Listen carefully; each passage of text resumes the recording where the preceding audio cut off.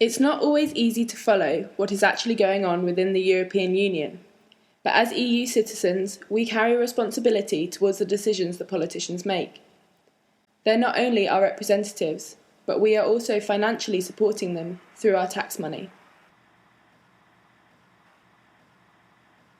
Because of this, both you and I are partly responsible for what is going on in the world, also below sea level. It's not easy to see, but the current situation is, to be honest, really quite bad.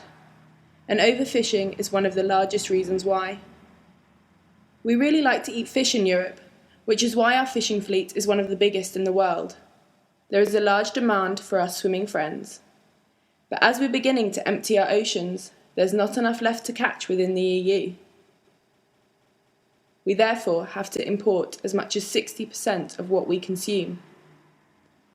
The fact that there's not much left to fish for is of course not good for our fishermen.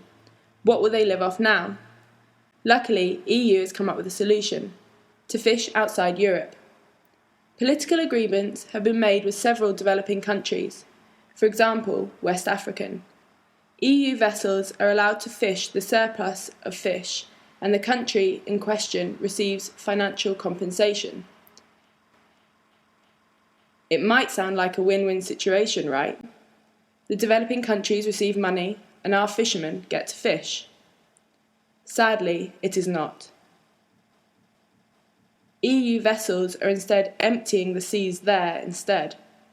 As the boats are so efficient and technically advanced, the African boats do not stand a chance. Due to failed regulations, EU vessels fish more than they should and invade the rules they are supposed to follow. This is all resulting in a nightmare for the local country's fishermen, who are forced to fish further away from land in boats not suited for the rough water conditions. How nice and caring we are, right?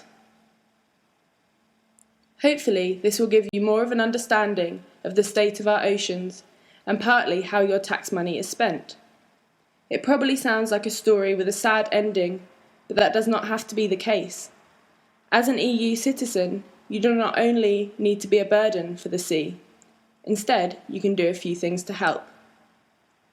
When buying fish, choose the ones caught using methods with lower environmental impact, such as hand-lined or pot caught.